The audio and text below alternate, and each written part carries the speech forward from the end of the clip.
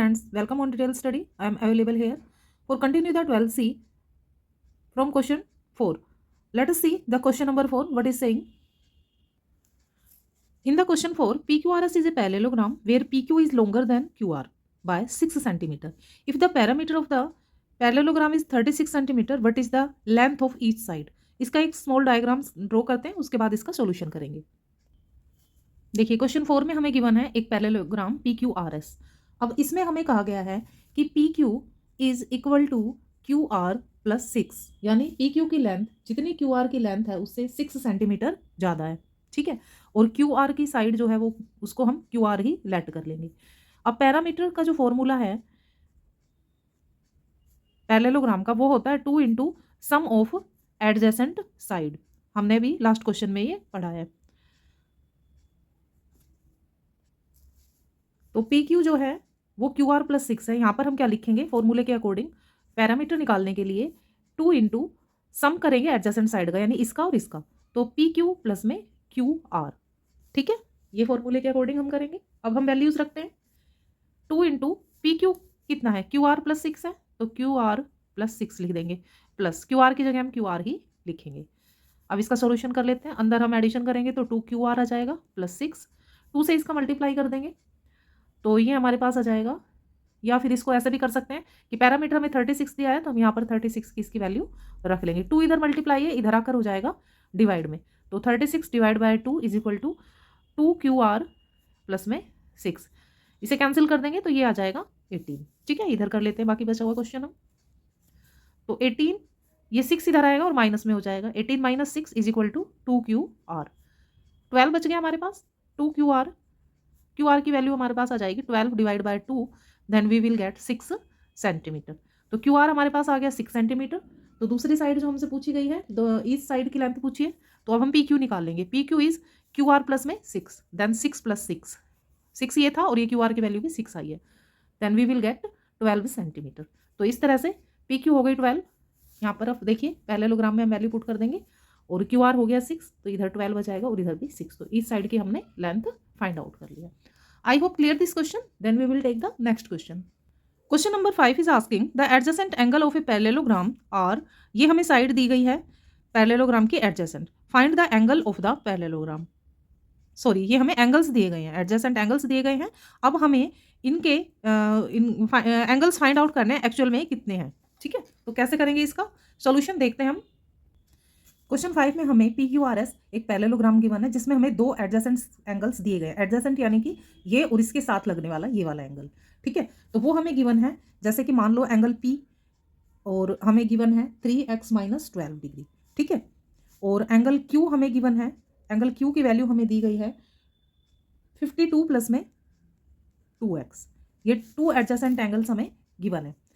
तो we know the according to the property of the parallelogram we can write here 3x minus 12 यानी angle P plus angle Q. Angle Q की value लिख देते हैं हम 52 plus में 2x is will be 180 degree.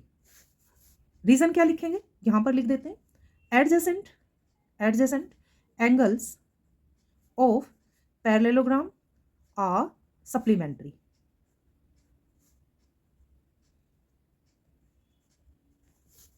Adjacent angle जो parallelogram के होते हैं वो सप्लीमेंट्री होते हैं, मतलब 180 डिग्री का उनका एडिशन आता है. ये हमने प्रॉपर्टी में पढ़ा था पैरेललोग्राम की. ओके, तो चलिए नेक्स्ट इसका स्टेप लेते हैं. तो देखिए 3x में ऐड करेंगे 2x, we will gate 5x. 52 से 12 माइनस करेंगे then we get 40 is equal to 180. 5x is equal to 180 plus 40, sorry यहाँ पर 50, ये 40 प्लस का आएगा क्योंकि 52 बड़ी डिजिट है, तो इधर आकर ये माइनस का हो जाएगा. Then we will get 140 degree. ठीक है, तो x की वैल्यू आ गई 140 divide by 5, it will be 28 degree. अब हमारे पास ये x की वैल्यू आ गई है, तो x की वैल्यू जो एंगल P था हमारा वो था हमारे पास 3x माइनस 12. तो हम x की वैल्यू पुट करेंगे इसमें. 3x माइनस 12 में हम x की वैल्यू को पुट कर देंगे. यहाँ पर जहाँ x है वहाँ पर हम लिख देंगे 28 और माइनस 12. तो इसे जब हम कैलकुलेट करेंगे तो ये आ जाएगा 84 माइनस 12 यानी कि 72 डिग्री. ठीक है, like this we will find out of angle Q. Angle Q की वैल्यू हमें दी गई थी 52 प्लस में 2x, then 52 plus 2 multiply by 28. 52 plus 56 we will get 108 degree. ठीक है, एंगल पी आ गया हमारे पास 72 और एंगल क्यू आ गया हमारे पास 108। तो यहाँ हम पुट कर देते हैं 72 और ये आ गया 108। अब देखिए ये पी 72 है तो एस भी 72 होगा क्योंकि opposite angles are equal and 108 Q है तो आर भी 108 डिग्री होगा। क्यों होगा? क्योंकि इसके अपोजिट में एंगल आर है। Then we can write here the angles of parallelogram are 108 degree, 72, फिर 108 एंड 72। इस तरह से हमने चारों एंगल जो है वो फाइंड आउट कर लिए हैं। तो देखिए एक क्विक रिवीजन कर लेते हैं हम। जो हमें दिया गया था एंगल P, यानी एक एंगल हमें 3x - 12, दूसरा में 52 + 2x दिया था। हमने उन दोनों का एडिशन करके 180 डिग्री के इक्वल में रखा है, क्योंकि जो एडजेसेंट एंगल होते हैं किसी भी पैरेललोग्राम का, उनका एडिशन हमेशा क्या आता है? सप्लीमेंट्री आता है। ओके, फिर इस तरह से हमने x की वैल्यू निकाली, वापस से हमने एंगल P की जो वैल्यू थी उसमें इसको पुट कर दिया और Q में पुट कर दिया। तो इस तरह से P और Q की वैल्यू आ गई है। उसी के बेस पर हमने फिर चारों एंगल फाइंड आउट कर लिए, क्योंकि अगर 2 एंगल हमें मिल गए हैं तो बाकी 2 एंगल भी इसी डिग्री के होंगे, ये हमने ध्यान रखना है। Okay, then we will take next question. Question 6 is asking to us a table for parallelogram PQRS is given here. एक टेबल हमें दी गई है, study it carefully. Is the information given correct? क्या given information correct है? If not then why? अगर नहीं है तो क्यों है? ठीक है, सीरियल नंबर 1A में हमें एक पैरेललोग्राम दिया गया है कोई, और जिसकी हमें साइड दी गई हैं 2 और हमें QRSP ये 4 एंगल्स दिए गए हैं। तो देखिए इन एंगल्स को जब हम देखते हैं तो हमें 2 एंगल इक्वल और 2 एंगल इक्वल दिखाई दे रहे हैं। ठीक है, तो हम क्या करेंगे? इनका एडिशन करेंगे, इन चारों एंगल्स का हम एडिशन करके देखते हैं, क्योंकि हमें पता है कि क्वाड्रिलेटरल यानी पैरेललोग्राम के ऑल इंटीरियर 4 एंगल्स का सम जो है वो will be always 360 degree. If it is addition from this we will get 360, then it is a parallelogram. If not then it is not possible. Question 6 के all 4 angles हमने लिख लिए और उनका एडिशन भी हमने कर लिया है, तो हमारे पास आया 340 डिग्री। ठीक है, इंटीरियर एंगल्स का सम जब हमने किया then we will get 340 degree. No, तो इसके आंसर में हम लिख देंगे no, it is not a parallelogram because it in their sum is not 360। B part में देखिए हमने चारों एंगल्स का एडिशन किया, हमें 360 मिला, तो yes it can be a parallelogram. C part में भी हमने चारों एंगल्स का एडिशन किया तो हमारे पास आया 350 डिग्री, तो ये भी 360 डिग्री नहीं है इनका सम, इसलिए ये भी एक पैरेललोग्राम नहीं हो सकता। ठीक है, तो इसका आंसर भी नो में आएगा। क्वेश्चन नंबर 7 करते हैं। Question 7. The point of intersection of the diagonals of a quadrilateral divide one diagonal in the ratio 1:2. Is it a parallelogram? Why or why not? ये एक डायगोनल से रिलेटेड क्वेश्चन है। चलिए figure के through मैं आपको समझाती हूँ। इसमें क्वेश्चन में हमसे कहा गया है कि जो डायगोनल है क्वाड्रिलेटरल के, वो वन डायगोनल को, जैसे एक डायगोनल है AC और दूसरा जा रहा है BD, तो BD इस AC को यहाँ पर इंटरसेक्ट करेगा। तो वो कहता है कि ये जो रेशियो है 1:2 में इसको इंटरसेक्ट कर रहा है। ठीक है, तो इसके according no as a diagonal, क्योंकि प्रॉपर्टी की डायगोनल की जो प्रॉपर्टी है उसके अकॉर्डिंग जो है बिकॉज या as diagonal of a parallelogram bisect each other ratio is 1:1, not it is 1:1, not 1:2। इस रेशो में डायगोनल इंटरसेक्ट नहीं कर सकता। अगर कर रहा है किसी भी क्वाड्रिलेटरल में तो फिर वो पैरेललोग्राम नहीं है। क्लियर? तो इसमें सिर्फ हमें इतना ही लिखना है कि इसके आंसर में लिखेंगे नो, फिर उसने पूछा है अगर नो तो क्यों, तो उसमें फिर हम लिख देंगे कि diagonal of a parallelogram bisect each other in ratio 1:1, not in 1:2। Question number 8. In the given figure, PQRS is a parallelogram if angle Q is 50 degree and angle PRS is 70 degree. Angle Q जो है वो यहाँ पर दिया गया है ये 50 degree का, और एंगल PRS, देखिए PRS अगर इधर PR ये हाफ जो है वो 70 डिग्री है, तो हमें निकालना है एंगल QRS, यानी कि हमें एक तो ये वाला एंगल फाइंड आउट करना है और दूसरा हमने निकालना है एंगल SPR, तो ये वाला एंगल हमने फाइंड करना है। ये और ये 2 एंगल्स हमने फाइंड आउट करने हैं। तो चलिए इसका एक फिगर ड्रॉ करते हैं, उसके थ्रू हम इसका सॉल्यूशन करेंगे। गिवन क्वेश्चन के अकॉर्डिंग मैंने ये फिगर ड्रॉ कर लिया है। अब इसके सॉल्यूशन पे आते हैं। देखिए गिवन थिंग्स लिखते हैं। Angle Q is 50 degree given है हमें, and angle S is equal to angle Q। Reason क्या है? Opposite angles of a parallelogram. ये 50 है तो ये एंगल एस भी क्या हो जाएगा 50 डिग्री हो जाएगा। ठीक है, अब देखिए इन ट्राइंगल, एक ट्राइंगल हमारे पास जो क्रिएट हो रहा है triangle S P are, triangle S P are में यानी इस वाले में हमें दो एंगल्स मिल चुके हैं। तो इसमें देखिए एंगल एस पी आर जो हमने फाइंड आउट भी करना है, ये वाला एंगल हमने फाइंड करना है, प्लस एंगल एस की वैल्यू है 50 और एंगल आर उसकी वैल्यू कितनी है 70। इन तीनों का एडिशन क्या होगा 180 डिग्री होगा। रीजन क्या होगा, angle sum property of a triangle, क्योंकि ट्राइंगल के तीनों एंगल्स का एडिशन 180 होता है। ठीक है, then angle S P R plus 120 is equal to 180। Angle S P R is equal to 180 minus 120, then we will get 60 degree, यानी ये वाला एंगल हमें मिल गया है 60 डिग्री का। एंगल एस पी आर हमें मिल गया है 60 डिग्री। अब देखिए दूसरा हमें फाइंड करना था एंगल क्यू आर पी, ये वाला क्यू आर पी, ये वाला एंगल हमने फाइंड आउट करना था। तो देखिए angle S P R is equal to angle Q R P will be 60 degree. Reason होगा alternate interior angle, alternate interior angle. Alternate interior angle कब कैसे बनता है उसका मैं आपको थोड़ा क्विक रिवीजन करवा देती हूँ। जैसे जब दो पैरेलल लाइंस होती है तो उसके अंदर एक ट्रांसवर्सल लाइन होती है, ये क्रॉस करके जाती है। उसमें अगर ये जेड फॉर्म में जब एंगल बनता है, देखिए ये और ये, तो अल्टरनेट ये और ये, पहले सबसे बात तो हमें ये देखना है कि इंटीरियर मतलब इन दोनों लाइनों के अंदर बन रहा है। दूसरा अल्टरनेट है यानी कि इस लाइन के एक इधर है और दूसरा इधर है।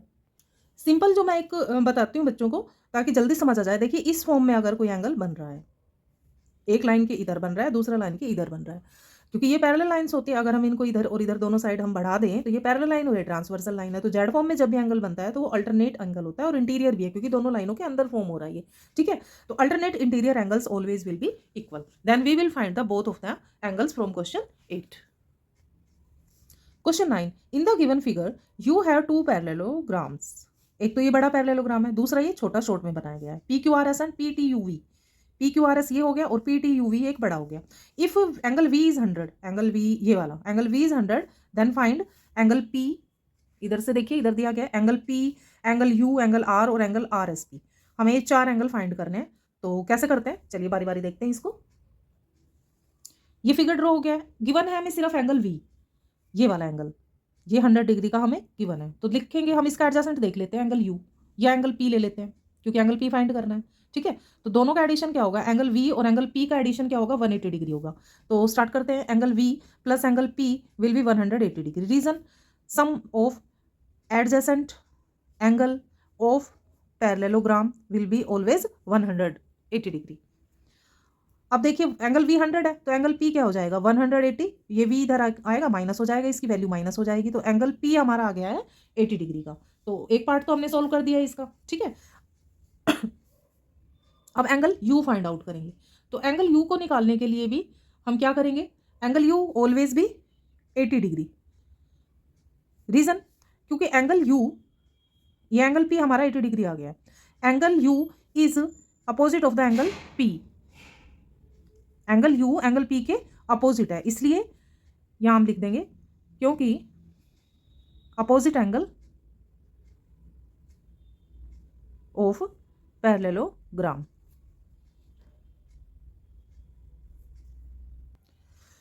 Now angle R is opposite to angle P. देखिए शॉर्ट पैरेललोग्राम में देखिए in parallelogram P Q R S, angle P is equal to angle R is equal to 80 degree, opposite angle of the parallelogram. Same reason इसका भी रहेगा। अब एक हमारा last angle जो फोर्थ पार्ट है इसका डी पार्ट वो बचता है, एंगल आर एस पी की वैल्यू हमने फाइंड आउट करनी है। तो उसके लिए देखिए angle R plus angle Q,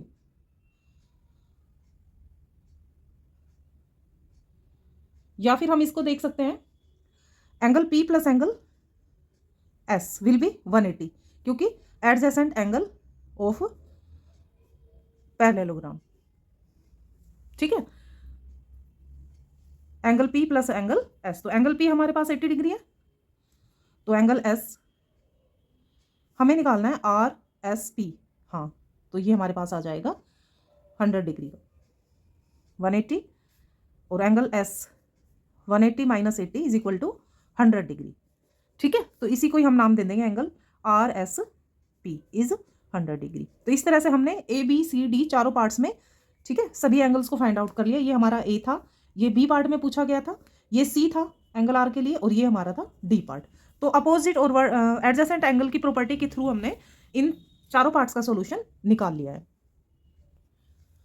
question 10 में हमें क्वाड्रिलेटरल दिया है EFGH, और उसमें कुछ मेजरमेंट्स और कुछ क्वेश्चन हमसे पूछे गए हैं। तो चलिए वन बाय वन इनका सॉल्यूशन देखते हैं, क्या बनता है, क्या प्रॉपर्टी जो इसने बताई है वो हमारी प्रॉपर्टी से कंपैरिजन उसका करके देखते हैं। देखिए, EF हमें गिवन है 6 सेंटीमीटर, तो कहता है FG भी 6 हो सकता है।